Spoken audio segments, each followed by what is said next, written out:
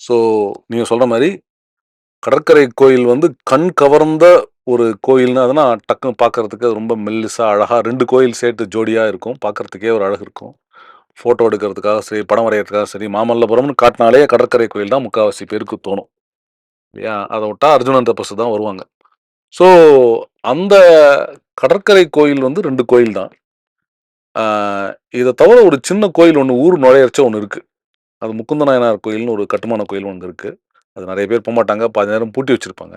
Okay. ஊர் நுழையறச்ச அந்த இடத்துல இருக்குது.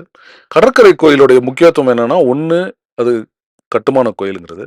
2வது அவங்க யோசிச்சத பார்த்து பாருங்க. எல்லாம் பாறையில போட்டு கோயில கட்டியிருக்காங்க. நான் சொல்றேன் ஊர்ல நடுவுல ஒரு கோயில் ஒண்ணு இருக்கு. மலைக்கு மேல ஒரு கோயில் இருக்கு. கடலோரத்துல ஒரு கோயில் இருக்கு.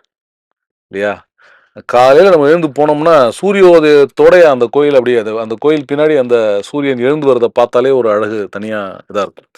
அந்த காலங்காத்தால விடியறதுக்கு முன்னாடி போய் பார்த்தீங்கன்னா, அந்த காட்சி ரொம்ப அழகா இருக்கும். அந்த 2 கோபுரத்த 2 விமானத்துக்கு நடுவுல அழகா அந்த சூரியன் வளர்ந்து பார்க்கறதும் ரொம்ப அழகா இருக்கும்.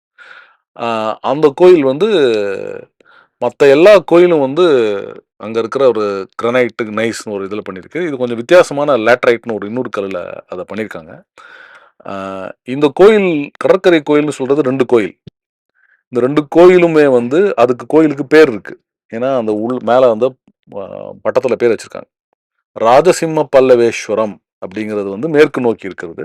ஓ! கிழக்கு கடல் பக்கமா இருக்கிற கொஞ்சம் ஒசரமான கோயிலுக்கு க்ஷத்ரிய சிம்ம பல்லவேஸ்வரம் அப்படிங்கிறது. இந்த 2ம் நம்ம உறுதியா வந்து ராஜசிம்மன்ற பிற்காலத்து 2வது நரசிம்மவர்மன், காஞ்சிபுரத்துல கைலாசநாதர் கோயில கட்டின நரசிம்மவர்மன், அதாவது ராஜசிம்ம பல்லவன் அப்படிங்கிறவன் கட்டினான் அப்படிங்கிறது உறுதியா நம்மளுக்கு தெரியும். ஏன்னா, இந்த பேர் அத்தியந்த காமன், ராஜசிம்மன் அப்படிலாம் அந்த பேர் இருக்கு.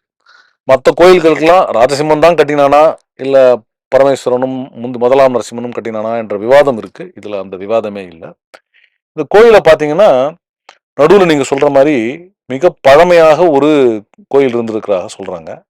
அது என்னன்னு சொன்னீங்கன்னா, அது நரபத்தி சிம்ம விஷ்ணு பல்லவ கிரகம் அப்படின்னு ஒரு பேர் வச்சு ஒரு இது இருக்கு. அங்க வந்து ஆ விஷ்ணுவோடைய சயனக்கோலத்துல திருமாலுடைய சிற்பம் ஒண்ணு இருக்கு.